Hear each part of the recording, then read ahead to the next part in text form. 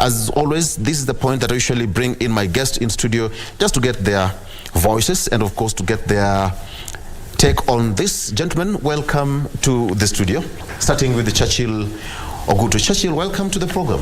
Thanks, Victor. Karibu sana. Shukran. And of course, Churchill Ogutu is an economist and IC asset managers, as well as I have George Mutua, who is the CEO Global Precast Panels. George, welcome to the program. Thank you very much. And in the middle, I have got Deputy Governor Turkana County, Dr. John Erus. Welcome to the program, Mheshimiwa. Thank you. Gentlemen, let me get your voice on this one. Big two meetings, State Unity Deal Talk. Let me start with you, Mheshimiwa. Now that this, the two gentlemen need to be excused on this one, but still, hey, we do politics nonetheless. What's your take on this one? Big two meetings, State Unity Deal. What do you think?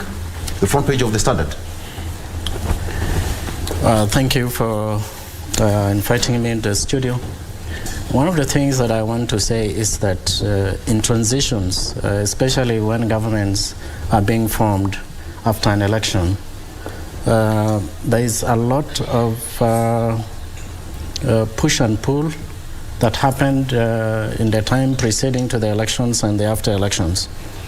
And now we are at a moment where, in the process of establishing mechanisms of ensuring that the economic model that the Kenya Kwanza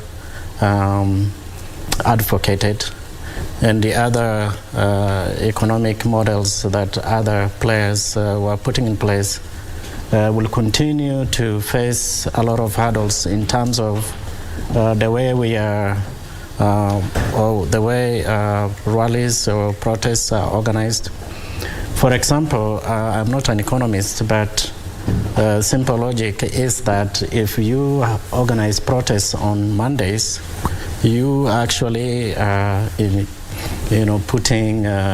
setting the market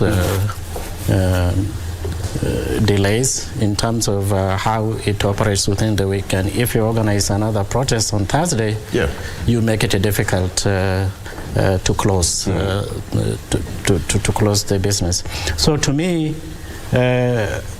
coming together becomes more important because we want to bring the country together. We need to have people move forward together. We need to ensure that all what we have promised Kenyans, President Ruto is now the President of the Republic of Kenya, and other leaders will continue to influence or maybe play a part in ensuring that the government succeeds. So from my point of view,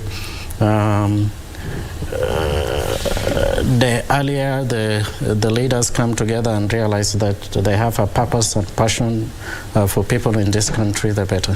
The better. Churchill, in terms of economy, we've seen a situation where during the protest, of course, Kenyans were complaining, a majority of Kenyans were not going to work. And the president said that even the deputy president, that Nairobi alone or Kenya alone, was losing to a tune of 2 billion shillings. And we have got two gentlemen setting the stage for talks. Maybe Kenyans might just be, reading too much in between the line, because the first meeting was at a burial, which was open to everyone. Then the second one, they met at Kasarani during the Kip Keino, and then the third one yesterday during the Mashemeji Derby. Are we reading too much or something at the end of the day? Are we seeing some white smoke? That's our hope, that eventually we'll see some sort of white smoke that could lead to some form of stability. We are into 7-8 months of the new regime, and they need to settle in. And with all the kind of demonstrations that used to happen, I think from 20th of March and then a couple of weeks later, it sort of destabilized the economy, more so in the urban areas, whereby that's where the focus of the demonstrations were.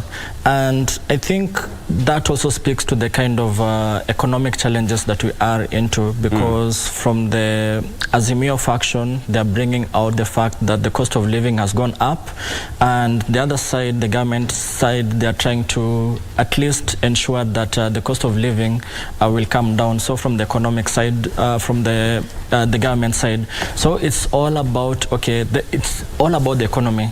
That's at the bottom of all these demonstrations. Yeah. So it's just that now that we could see some form of stability, not a handshake or whatever, but at least we could be able to temper the political atmosphere that is right now, that had already been elevated. So at least that could ensure that the government now tries to bring down the cost of living, or even stabilize the economy. So that to me is a good sign that these two principles have, at least there's some sort of some meeting ground, and then you could see some political temperatures cooling down.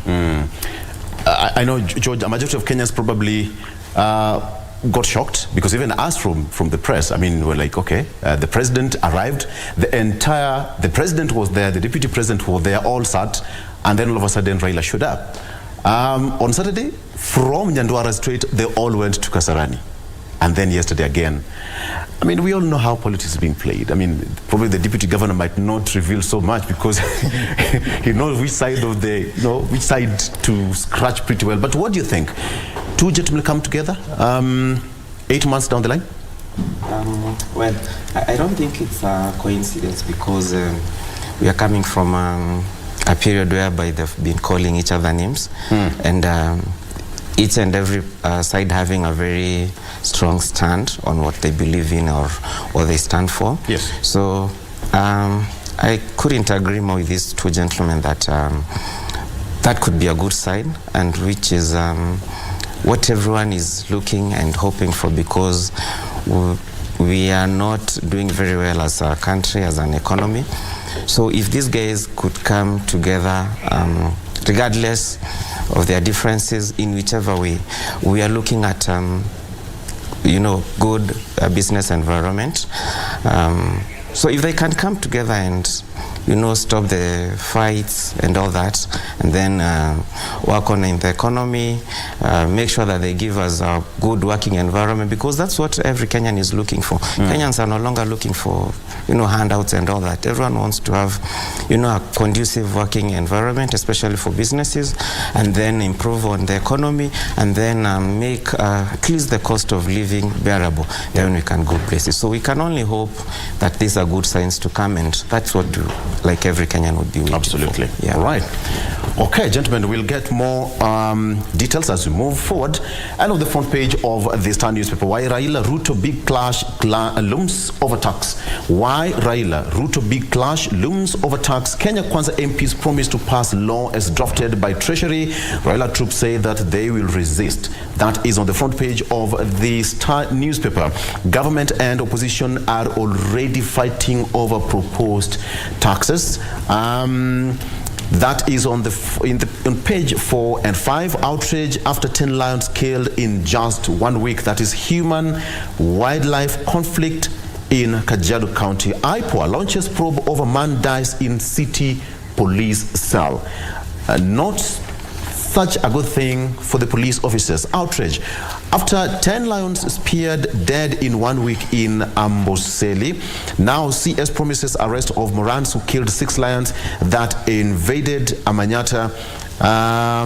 Worldwide fund that is for nature. Kenya, WWF Kenya has actually condemned the killing, and now a threat to people's lives, their livelihoods, and dwindling lion population. With them, they're saying that right now 2,500 lions left in the wild in Kenya, and with that the population will drastically fall. Illegal fishermen attack Naivasha farm manager. Crime rate is rising around Lake Naivasha. Trader killed on his way to work. Sad state of affairs there. Suspected fish poachers attacked the expatriate near the shore before making away with his personal effects. And now witnesses that Peter Ofula said the manager was walking along the shore of the lake when the illegal fishermen struck. I hope the police will do something about that. Now, gentlemen, there is always a position that we usually take a look at what we have on our cartoon. And on our cartoon today, on the Star newspaper, there is a cartoon here. Perhaps cameraman can just zoom in. We have got a caricature here. This looks something like a grave. A zoom in, kindly, Mogaka. We have got two gentlemen. This is on the left. I have got, probably this is Raila Odinga. I have President William Ruto, and that is Rigathi Gachagua, looking on the side of the president, and it's written, Mukami Kimathi, rest in peace. Then in the grave, it's a bit dark, and then it says, perhaps there's a voice coming from the grave that, was that so hard? I don't know what you think of this gentleman. Perhaps, let me start with you, Mheshimiwa. This is Raila Odinga here. Handshake over the grave of Mukami. Rigathi Gachagua looking on as the two gentlemen shaking hands. And there's a voice from the grave asking, was that too hard? What do you make of that? DG? One of the things that I want to say is that we have all put our effort to secure the liberties that we enjoy in Kenya today. Yes. And there is no one who has the monopoly to say or to establish which system work for which group of people. So when I look at that cartoon, we have people who have struggled for this country. And I don't think we have put enough to, first of all, support the kind of the systems that we are putting in place is not commensurate with the sacrifices that some of these heroes have delivered for this country. Yeah. And to me, it symbolizes again the need why we as political leaders need just to be purposeful in terms of how we organize systems of government and people. Because what is happening currently is that we are looking for populism. Whatever makes us popular becomes the catch of the day, becomes what the media sensationalizes, and leaves the critical information or system that is the cornerstone of making us move into, whether we can call it third liberation or whatever liberation it is, but moving towards a certain level of prosperity. And to me, that symbolizes just the need for everyone, for every system to make sure that we put our minds together for prosperity of Kenya. All right. George, we have got two gentlemen here shaking hands over the grave. Presumably, these are grave. That is a voice. Was that too hard? We have got Deputy President Rigathi Gachagua looking on. Nothing, just handshake. No word from the two gentlemen. What do you make of this caricature? I will take the cartoon to be what it is. That's a cartoon without overthinking. But to say is, what I think is we are almost thinking. That's the communication I'm getting there. And now the voice from the grave is asking, do we even have to think for you guys to come together so that you can rescue us? Where have you been? Was it so difficult for even to start this kind of conversations before we start sinking into the grave? Then number two, when you look at where the issue is coming from, you don't have to honor someone and they're dead. You have to really do something, and you have to be intentional. So even this mama who's talking, assuming it's her, she's wondering, what took you forever to honor me when I'm alive until wait for me? Now you're talking about, I don't know, the Dan Kimathi and all that. What have we done? Even for the family and all those other people. You don't have to wait for someone to die and then you honor them. Yeah. That's what I think. Churchill, when was the last time these two gentlemen faced one another, face to face, and perhaps had a handshake? Let me just take you to that direction. That was the first handshake that perhaps people saw. Matches to a different podium.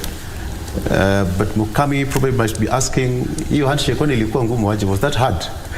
How hard was that? Well, to your question, I think it's way before the elections, because this is the first time that after the elections you are seeing that these two gentlemen are within the same setting here. But if I look at that caricature and the words that the president mentioned, which sort of, it's a bit philosophical to the extent that he was referring that the prime minister is good with history and him is good with economics. So to me, coming from, I know the DG has looked at the political side to that, but it's all about history and economics coming to together, that togetherness here. So even in the context of economics, I know you also mentioned things to do with the taxes, and within this current context that, okay, there's a finance bill that is to be passed, but we also need to remember some of the historical aspects that were there, even if the new government or the current government is trying to come up with ways of boosting the revenue and also boosting the economy, not to ignore the historical aspects to that, yeah. And if I may bring a point, just tying all this together, the housing fund. I mean, it was something that was passed at some point, it was shelved off, but here we are bringing it together. So we don't need to ignore the historical aspects, even if you are trying to look at the economy. So they need to merge together so that, yes, there's an economy that needs to be revived, but we don't have to ignore the historical circumstances that happened at some point. All right. Okay. Gentlemen, let's take a break. And we come back, I'm going to give you a quick run on the front page of the Daily Nation, and thereafter we get into the real gist of the discussion. The president had his public address yesterday, you know, in all the media, but then now the question that we want to talk about, the issue of taxes here, taxes there. But the most important one, let's talk about the issue of the housing fund. Quite touching, and the president said that this is going to be for the benefit of the future generation and even those people who are not in a position to own houses. What are the feasibilities? What's the achievability? Should it be mandatory or voluntary? We'll be looking at that and much more when we come back after this break. Stay with us.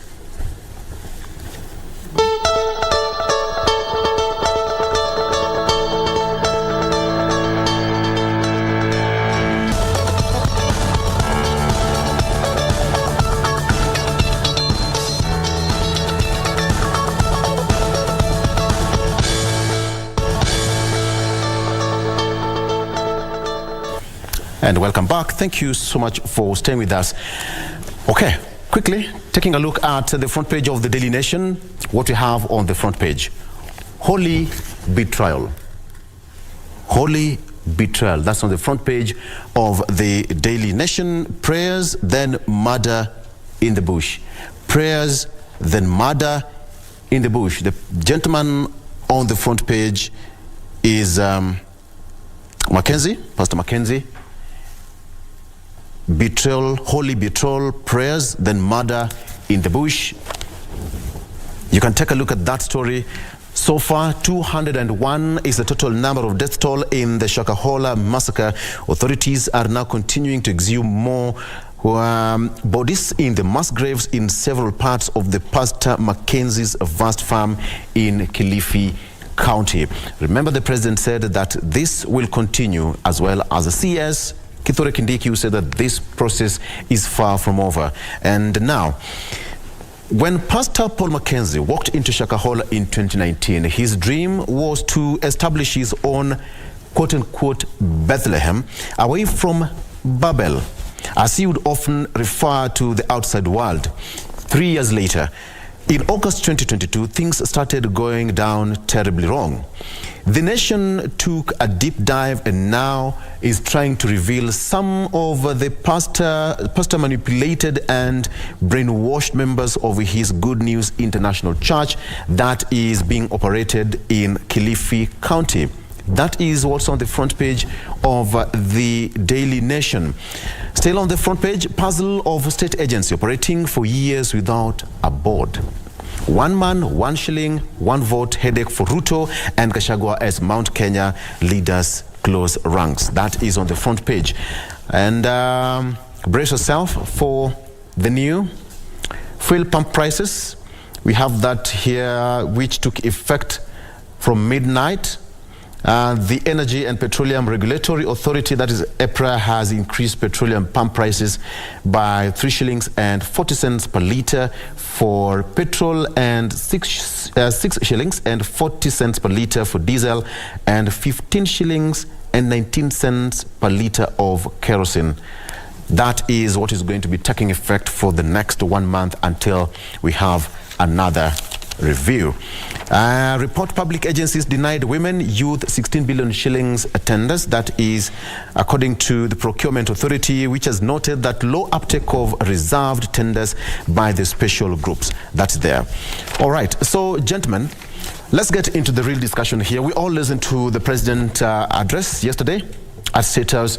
All media houses were present. And one thing that we have to talk about right now is the issue of the housing fund. Starting with you, George. Coming from the field that is quite close to people's hearts, let me give you the first question. How achievable is this? First and foremost, I don't think it's achievable. Reason being the model in how things are being run or in how things are being done. From a professional point of view, or from what I do, if you want to have a house, then everyone will agree with me that you will say that I need to have a house plan. So you go look for an architect who draws for you a house that you do wish to live in, a house that you would wish to put your family, where you would want to settle or even retire. Then number 2, you go to execution. You build a house as per your specifications, as per what you like. Your wife will have a say in it. She will say that I need this color of the walls, I need this kind of tiles, the finishes, and the bathrooms. Now, I do not understand what kind of houses that you're talking about exactly, because first of all, someone's money is being taken. You know, as guys, we don't take someone's money. You come with a plan and then you say, this is what I want. Then after that, now, we tell you your house is going to cost this much. So I don't understand how someone is going to take your money without consulting you, without even asking you what kind of a house that you live in, and then they take your money, I don't know, for the longest. Then number 2, how much is this money that is being deducted? What is the cost of a house? You know? So those are some of the questions that you're going to ask ourselves. Then number 3, these houses, where are they being built? You're building a house for me in Nairobi. I work in Turkana. At what time am I going to utilize this house? Am I supposed to work in Mombasa and then every other weekend? Oh, okay. Am I going to operate from Mombasa to come and enjoy the house? That means now I have a house in Nairobi that I've been forced to take, but you're the same person who has posted me to, Marsabit or, or any other part of the country. Yes. So what is this that you're talking about exactly? Now, the biggest issue is actually we are having these conversations when my money has been deducted. What kind of consultations are we going to have? So I don't see, there's so many questions. I actually don't even understand where we are starting from, because you cannot take my money, then you tell me, hey, Victor, this is your house. Kwanza, who told you I even want to live in those kind of houses that look like a hostel? Maybe I want to have a standalone house that costs so much, but you cannot take my money and then dictate and then give me a house, and then probably this is a house that I'm going even to own when I'm dead. Yeah. So for me, I don't even understand how this thing is going to work. Yes. Which, when you look at the policy aspect and the achievability, many questions the way George, he comes from the profession, and there's certain specific things that people will always want. There is taste and preference. You've talked about the size of the house that you want, the location, the proximity between where you work or where you want to reside. But let's look at the achievability. For example, in your county of Turkana, do you need houses in Turkana? And where will you build those houses? Have you allocated land as a county for the government to build those houses? First, I want to state that there is good health benefits that is associated with good housing or living condition. When we look at social demographic survey of Kenya, housing is one of the areas that needs to, that government or systems of the state need to, to look. Let me just go to the conversation. So there are benefits of having living in a good place, in a good housing, mental health issues that we grapple with every day, security, all those kind of things, especially in formal settlements in big cities like Nairobi.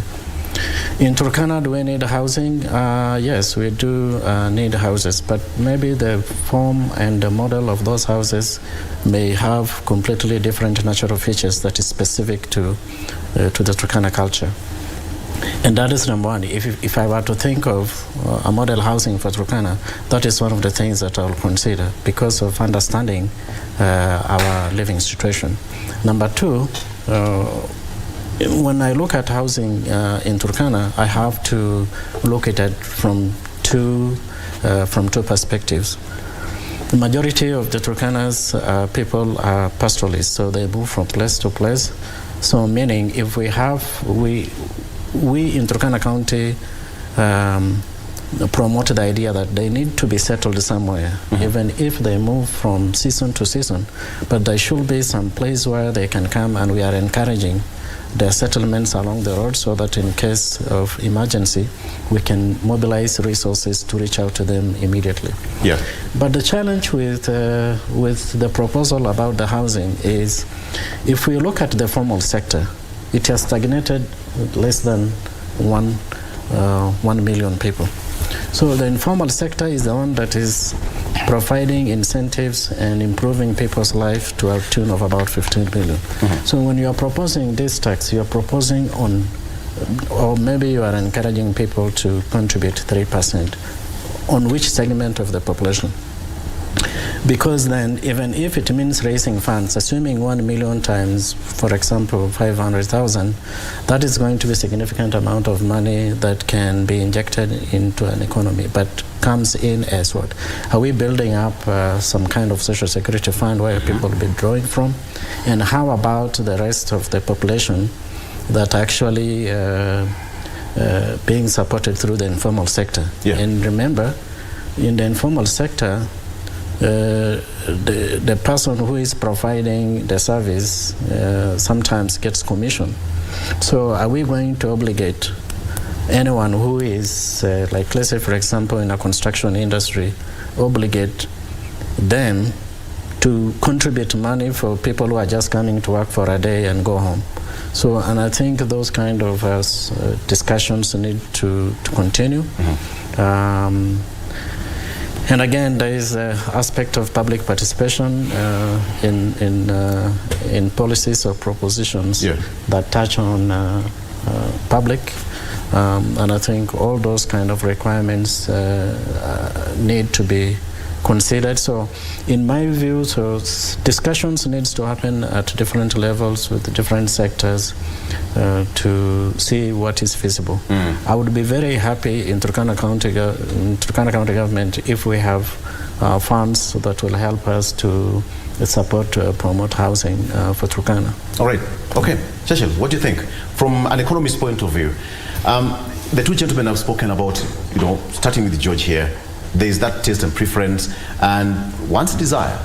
The DG also spoke about, from Turkana County, giving an example of Turkana County, the topography and the desires, the demands and the cultural aspect. But now from economic aspect, how achievable is this?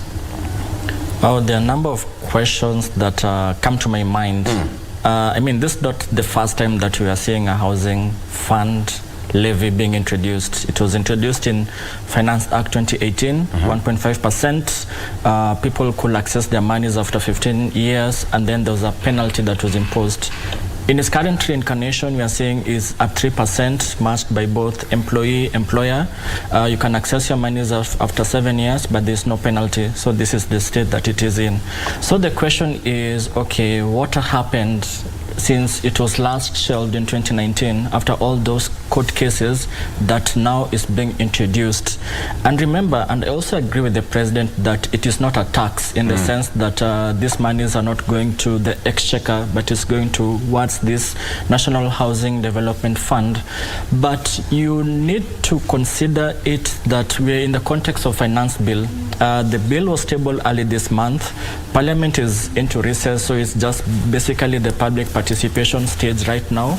Parliament is coming back on the 6th of June, and then I think that Thursday or the following Thursday we'll be hearing the budget. So even the limit for public participation is like 2 or 3 weeks. But this thing is a bit momentous in the sense that we have 3 million Kenyans in the formal sector. So these are the people who primarily will be targeted. Definitely the number of people with PINs is a bit higher, 6 million, including corporates. But I suspect that the people who are primarily being targeted for this housing fund levy are the people in the formal employment, which is 3 million people.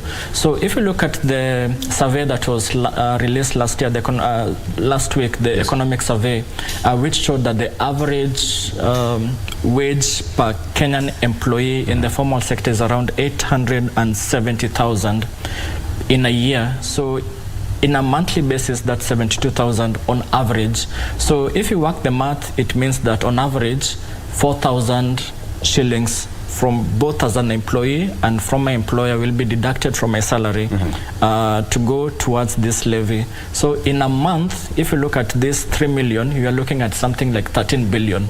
So in the context of trying to bring this housing fund levy, we are looking at 13 billion on a monthly basis towards the housing fund. But remember, if you look at the context of how the housing development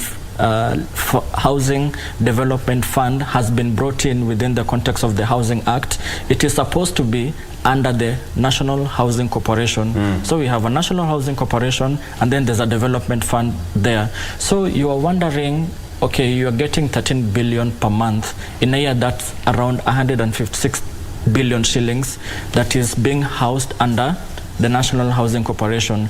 But you don't have visibility. These amounts are like what you contribute to the National Social Security Fund. So in the context that we don't have like a board, overarching board, such as what we are seeing in the National Housing Insurance Fund, National Social Security Fund, I have my view, I have my reservations how these funds will be utilized. At least we need to have an oversight what exactly these monies will go towards. George is in that sector. We have DG, at least in the county level, but at least they need to be convinced that, okay, these monies that we'll be getting from all the employees is going to such and such a place, at least to be able to bring the buy-in. So in the words of the president, this is not a tax. So I don't see the rationale that this housing fund levy is being contained within a finance bill, which primarily is towards tax revenue measures. At least we need to separate it, have something like a National Housing Development Fund Act, and specify all these kind of things, at least to ensure sustainability. Look at a scenario, because they are telling us that after 7 years, Kenyans can be able to get their savings back. So assuming that, okay, they have boxed us in, and then we keep on contributing towards the housing fund, and then after 7 years, all Kenyans opt out. What is the sustainability? So those are some of the questions that, because there's no public participation, a coherent one, we don't know exactly how this National Housing Development Fund will be. But then the question again, I mean, just before you bring in, just hold on there, but you look at the whole aspect. You look at the contribution.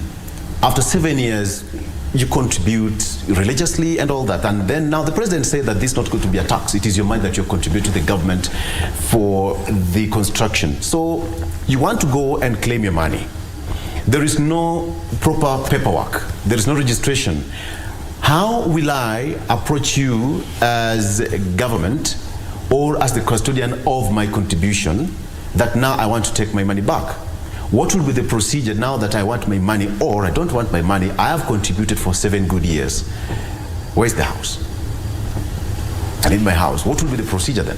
I think, and that's why I'm having an issue, because this thing it's just being forced down people's throats.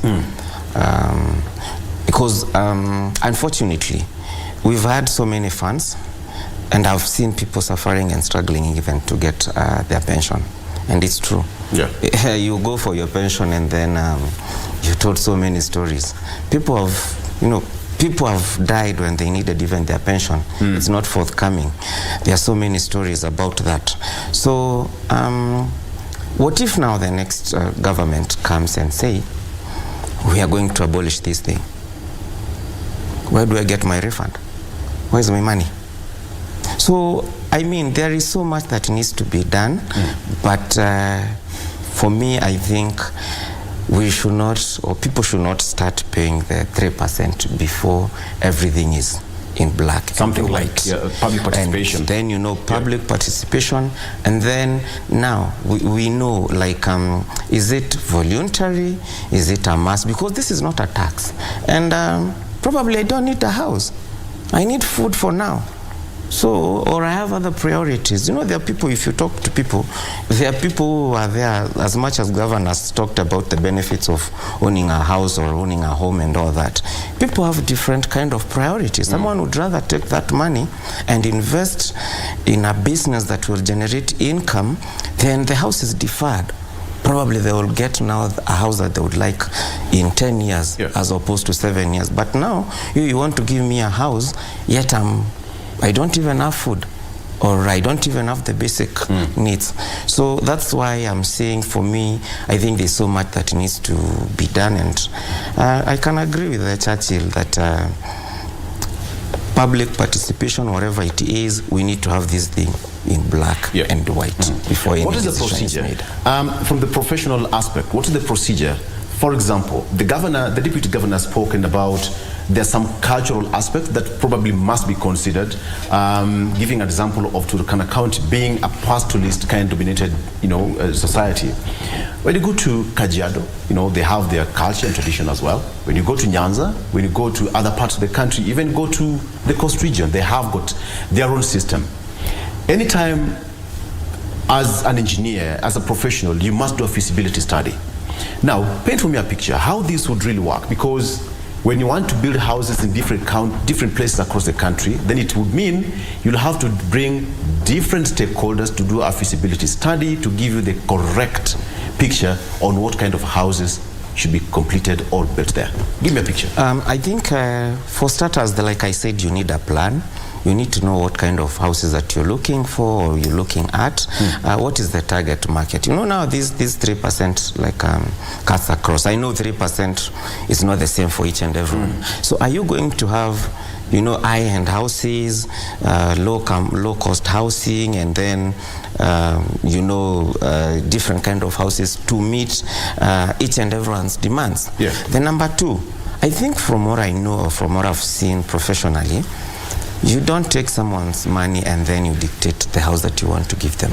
If you look at other economies, the government builds houses, then they mortgage them. So let the government build the houses. I don't know where they're going to get the money. Let the government build the houses, then now you can opt in.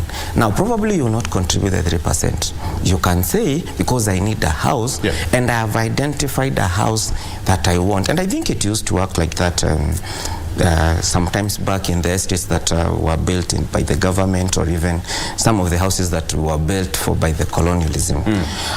They would build houses, and then you as an employee, you are asked, now we have these houses, which house would you like? How much would you like to contribute? So that way it becomes more of a mortgage, like the way other economies operate, whereby you get a mortgage, but you're getting a mortgage for a house that has been built. So you are paying for that house, not you paying first and then wait for a house that you don't even know what you'll be waiting for. Even guys who like in real estate, people who pay off plan. You can actually go and place a deposit off plan.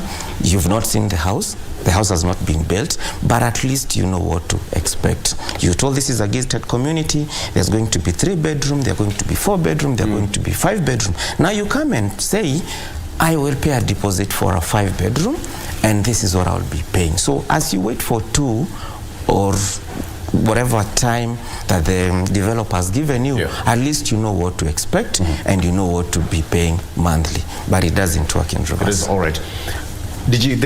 From the government aspect, there must be a lot of consultations that must really happen. Coming to your county, for example, you'll have to allocate land. For starters, you have to allocate land, and certain stages of public participation must also be taken care of. But from the government aspect, what do you really see? At the end of the day, a contribution is made, yes. You're contributing religiously every month, and then there comes a situation now as a county government, you're being given that mandate to allocate people houses. Let's just say first 4 up to 7 years. How will that be, that picture, for me to own one? Because you also have a ministry, Ministry of Housing in your counties. Will that fall under the Ministry of Housing in your county or the national government?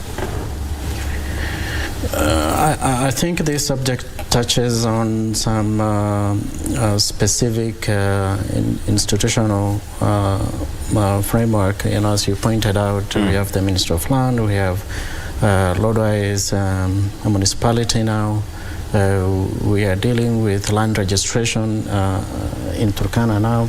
So even in terms of how we are bringing some of those municipalities into urban management, there is a lot that we need to put in place to ensure that that becomes a success. Whereas it is not difficult for us to allocate land in Turkana, but again, most of the Turkana land is still community land. But there is just two things that I want to mention. I think there is a lot about housing schemes and the benefits of those housing schemes that people have discussed. And I think, 2 days ago, Father Dolan had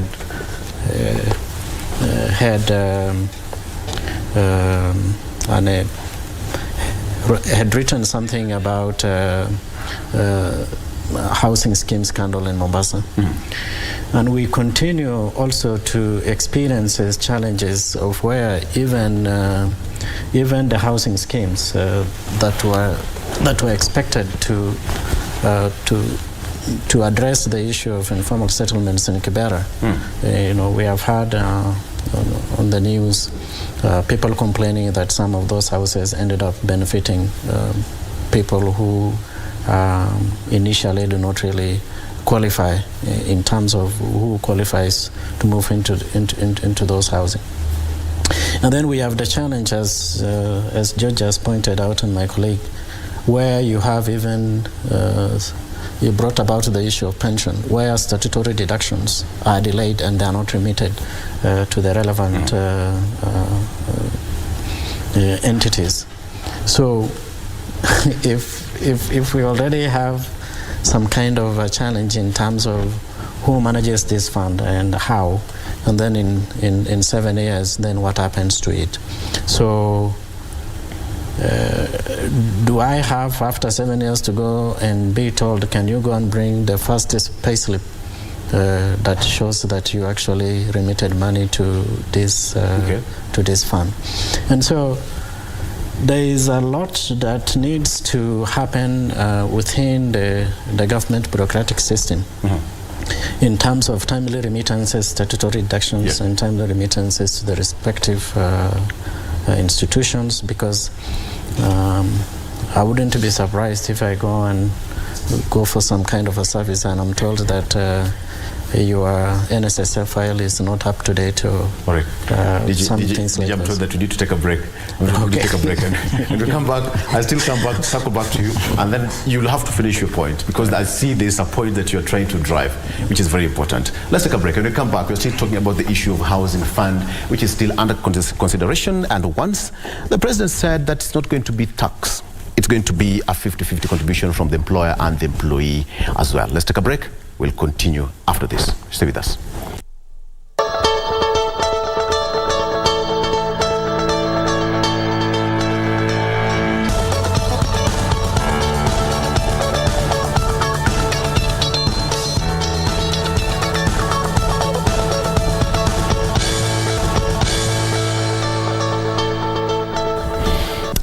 And welcome back. Now, please talk to us. Send us your comments on our social media on what you think on this housing fund levy that is still under consideration. When Parliament resumes after recess, then it will go on the floor of the House for debate. And if ratified, according to the President, this will automatically become law. Now, coming to you, DG, before your mic was switched off because for the break. I'll give you time to finish your statement. What I was saying is that we have challenges of remittances of statutory deductions, either to the pension fund or whichever statutory body that is supposed to collect or to receive this money, including KRA. Those issues continue to be highlighted in Auditor General's reports and always discussed in public finance committees. Those are some of the challenges when it comes to delayed pensions, delayed services that people are supposed to receive. Yeah. Now, that coupled with the challenges of delayed salaries, other people probably have already taken mortgages, and probably maybe the amount of pay they receive at the end of the month is what is earmarked as maybe enough for you to live.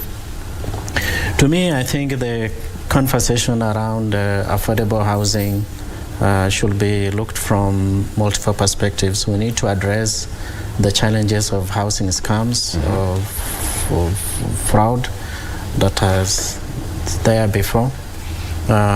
We have had 6 or 7 or 8 months of slow economic growth. That needs to be considered. County governments are complaining about remittances from the National Treasury to the county governments. We have had schools expressing the same frustration. So I think what is a priority now is for the country, the entire government leadership, all political leaders, development partners to come together and map out how we can grow economy faster so that we can establish, address critical challenges. We are just recovering from the national drought response. The rains we received recently does not guarantee that the next 6 months is going to be better, because when it rains we also lose livestock like when it doesn't rain. And so there will be a lot of trying to recover. A lot of recovery needs to happen. We need the political leaders to come together to look for better ways and better system of ensuring that all the informal businesses, all the formal sectors are contributing towards economic growth of this country. And unless we address those gaps, it is going to be a challenge, even in terms of how we achieve the 3% contribution that goes to housing scheme. Yeah. Leave alone the legal challenges that will come immediately this bill is passed. All right, Churchill, let's go back. Former president also had the same idea, the 500,000 affordable housing during his tenure. And there is a report here which goes back way back in 2019 of 12th of December, where it says that house levy is voluntary, says President Uhuru Kenyatta. And let me say that Kenyans in formal employment will not be forced to contribute 1.5% of their gross salary as housing levy. The president said that because he cited actually court cases and opposition from workers and employers, he also actually directed the Treasury and the Ministry of Housing to make the necessary changes to the housing fund levy and table them before Parliament for adoption next year. That was now 2020. And this was supposed to be achieved in 2022, according to his ambitious plan of affordable housing. So why would it not be voluntary this time around? We've not had that clear judge ruling of that case because it's a legal matter. So what about this one right now? Yeah, and that also begs the question, like, what has happened right now that is now being reintroduced? And we've also mentioned in that same article that there was some housing fund levy kind of a piece of legislation to be brought in Parliament so that we can now be able, at least you can be able to make it clear how this housing development fund will be anchored. But we haven't seen that. So what we've just got surprise from is now it's being reincarnated back as at least for the affordable housing. And remember, the 500,000 houses was under the third medium-term plan, which was between 2018 to 2022. Obviously, the target. So that is for Big Four agenda. Yeah, that was colloquially the Big Four agenda. So now we are into the fourth medium-term plan. So, and under the Kenya Kwanza manifesto, I don't think housing ranked as higher as what you've seen with the Hustler Fund, things to do with digital, superhighway, and all that. So it's like now we are still bringing what was supposed to be under the Big Four agenda still under the next 5 years. But if I look at the targets, this is the budget program-based books based on the next financial year. They also they map out their kind of targets that they need to achieve. In terms of affordable housing, they just want to build like 24,000 houses. In terms of social housing, they just need to do like 46,000 houses. So collectively, we are looking at around 75,000 houses to be built in the next financial year. But still, how does the National Housing Development Fund comes in? Is it to build houses? We have people in the private sector who are more competent in terms of bringing out these houses bringing these houses online.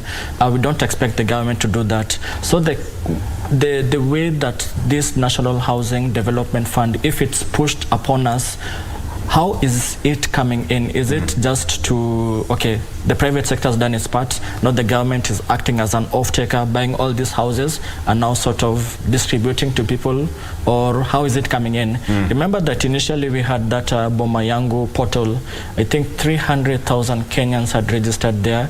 And at some point they were saying that there'll be like a form of raffle for people to get whatever affordable housing. So you can imagine, Victor is based in Nairobi, you win that raffle and then you find that your affordable housing is, I don't know which part of the country.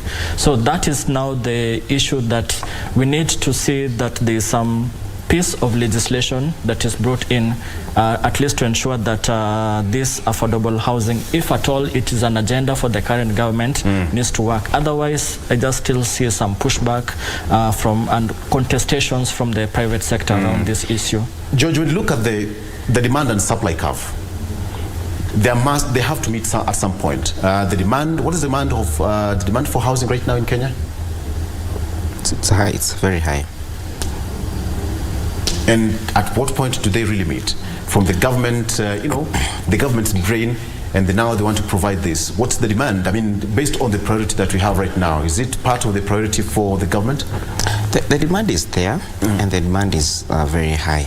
And actually, the idea or the thoughts of affordable housing and providing people with houses, it's a very good idea. And no one is saying no to that. No one is saying that it's a bad idea. I think the problem is the execution. Because, and I will take you back. I've given you, an example of how real estate operate, or even, financial institutions that give people mortgages.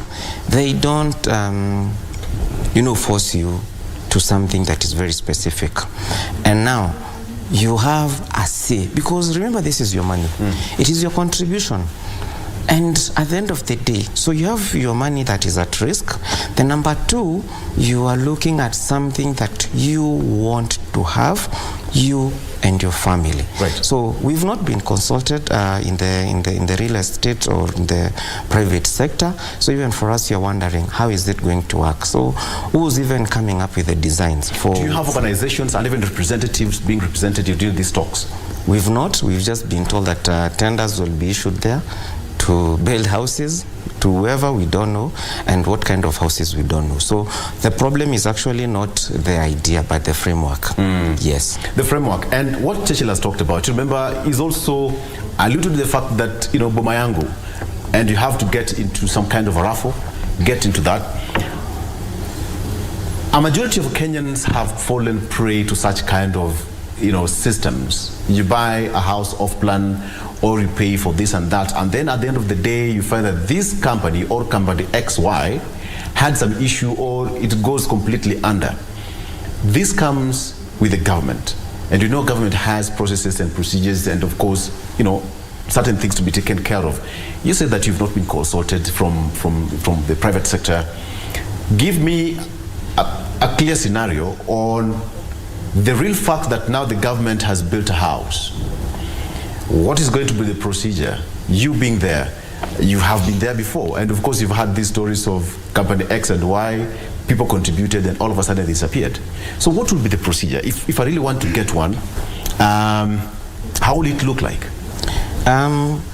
That's true that of course there is a lot of some people are doing not legit businesses, and of course it's true that people have lost money. But on a normal day, you know, there are those legit contractors. There are those people who do like real businesses.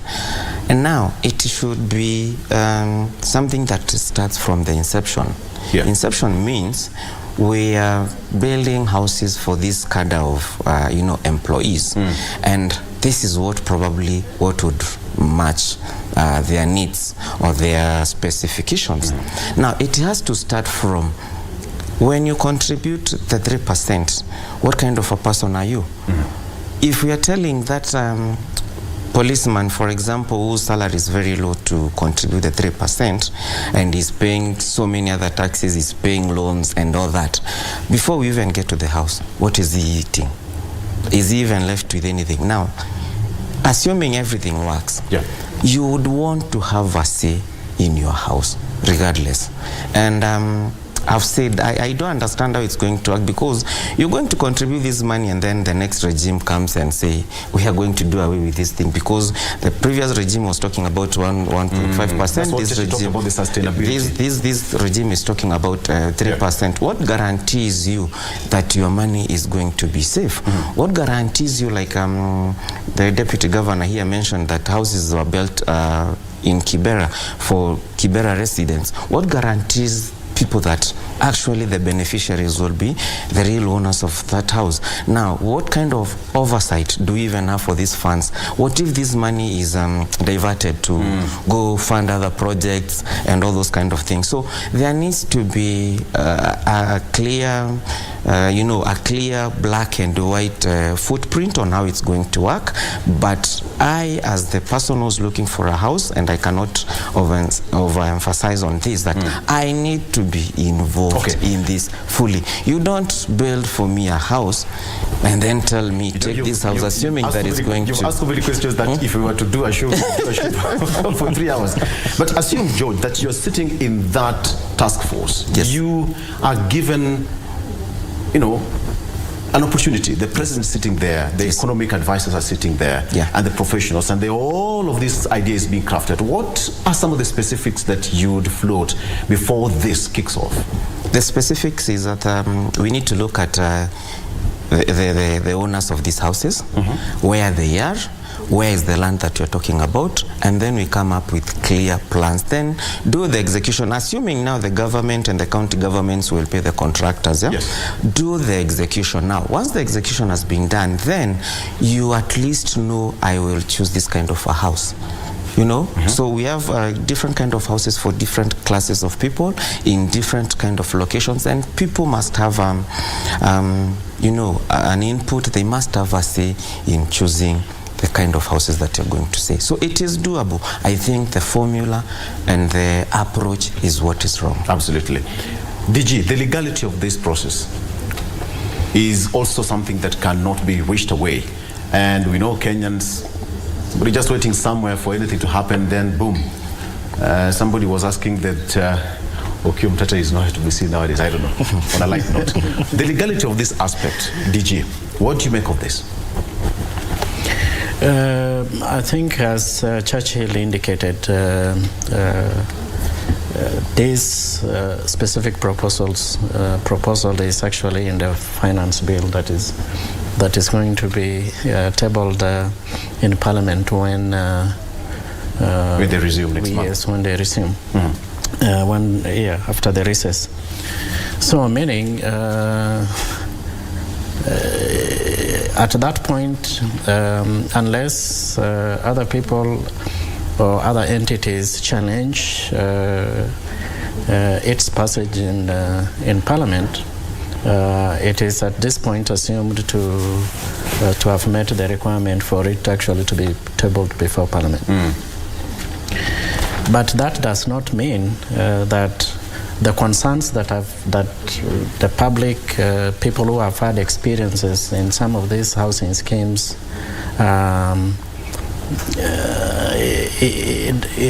just gets it under the waters. It just simply means that there is a public concern and the need for further discussions and dialogue around the 3% contribution.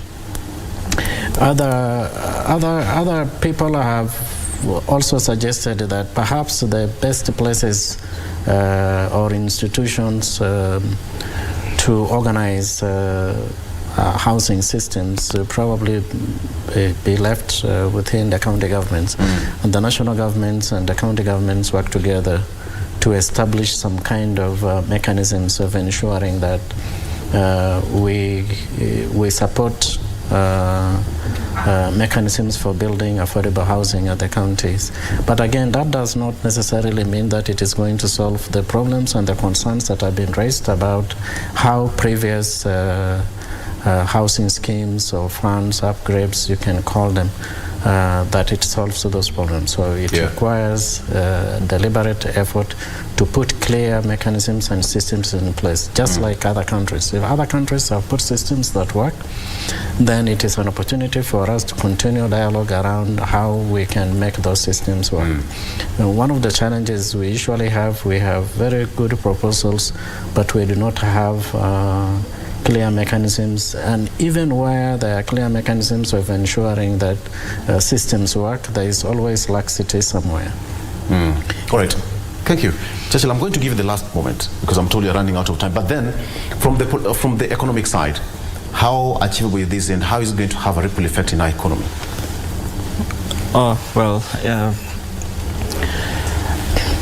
I mean, from how the president has framed this affordable housing, and he also brought the fact that it is coming in to bring employment, that if you build this, if you use the targets that were there within the Big Four, build 100,000 houses every year, at least it will be able to bring some increased number of employment. I think the targets that was there within the context of Big Four was 350,000. But if you look at the economic survey, the people in the construction industry by itself is around 220,000. So 220,000 are within the construction industry, and the number of households that have in Kenya already is around 14 million.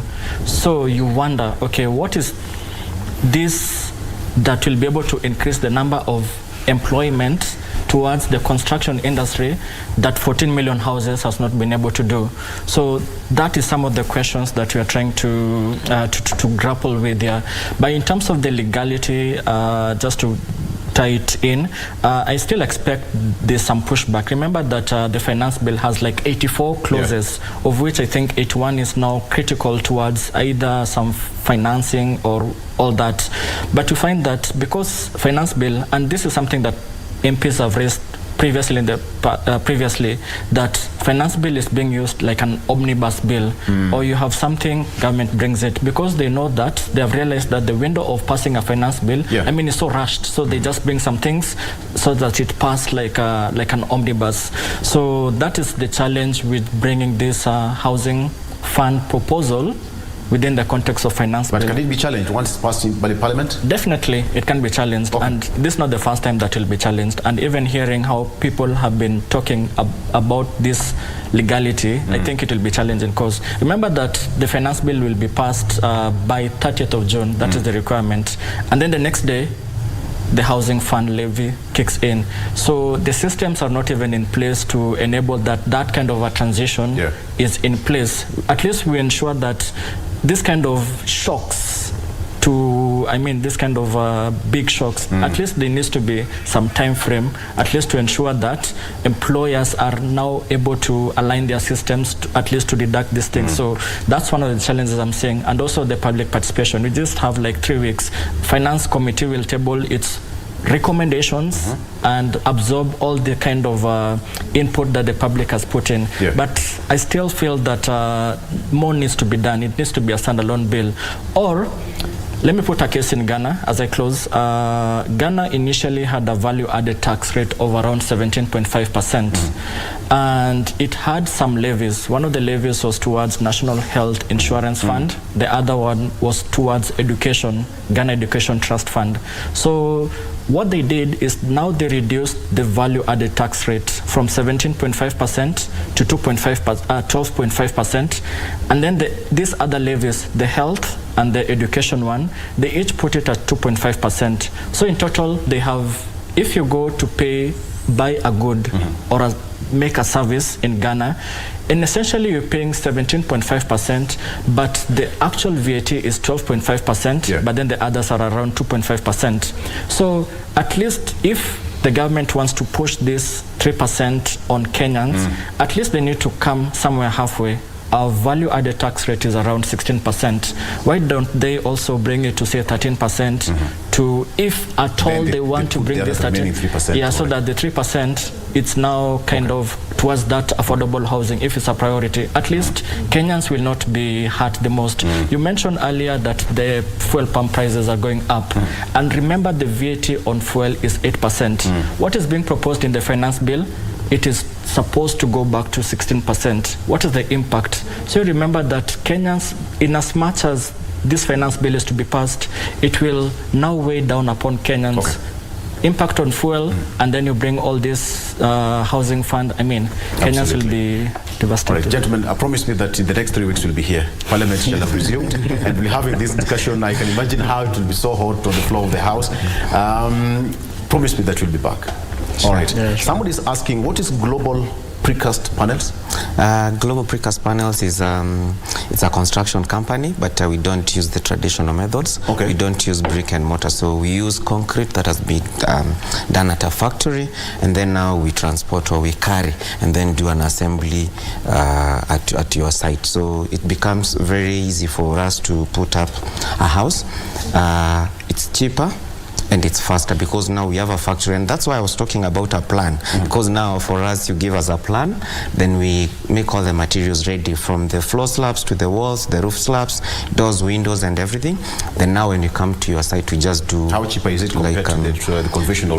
We are talking of 30% savings. We are talking of 30% savings because the other way you have to buy sand, cement, ballast, and then you have your your employees or the fundis overstaying there. So this one will just come ready, and within 2 weeks you have your house. And it's worked very well, especially for governments, especially even during the COVID time where they needed to have extra classrooms or hospitals within a very short period. Actually, you saw a hospital that was built in China within 3 weeks, a massive one. So it's the same concept. Or you saw how the expressway was done. They were not doing everything or anything much at the expressway. So everything is done at a factory, at a site, then it's brought assembly, and you have a house. Thank you. In just 20 seconds, I'm told that your governor is asking the government for some herders from Turkana who are jailed in Uganda to be freed, 32 of them.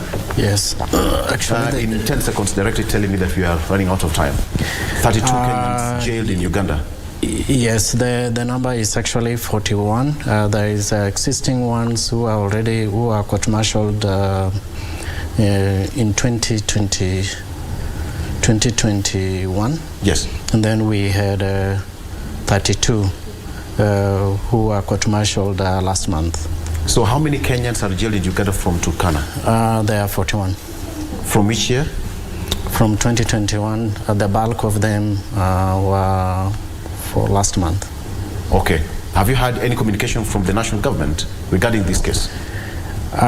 This is a matter that requires both diplomacy. We have had a good relationship or discussions that happened between President William Ruto and Yoweri Museveni. We had a meeting in Uganda, and the delegation from the national government, led by the CS for ASAL and the PS, and then I led the delegation from Turkana. So discussions continue to happen at different levels of government, and we hope that in the spirit of East African community and in the spirit that the Turkana County government and national government have guaranteed protection to the Ugandans working in Turkana and in Kenya, we expected reciprocal arrangements within the Ugandan authorities. So these matters are discussed at both national and county levels, and also involving relevant government authorities. I think it was also important to bring that also because it's on the papers, and Governor Jeremiah Lumurkai is also asking the national government to mediate between the 41 Kenyans jailed in Uganda who are herders, Turkanas who are herders and cross over border to Uganda and now in jail in Uganda. That requires diplomatic kind of approach. All right, thank you, gentlemen, for that. That is where we wrap it up. Thank you so much for your valid company. Even you, as our viewer, will be talking to Churchill Ogutu, who is an economist and IC asset manager, George Mutua, who is the CEO Global Precast Panels, as well as the Deputy Governor of Turkana County, Dr. John Erus. All right, gentlemen, thank you so much for your time. Thank you very much. Thank you. All right, let's take a break. GMK continues after this. Good morning. Gentlemen, thank you so much.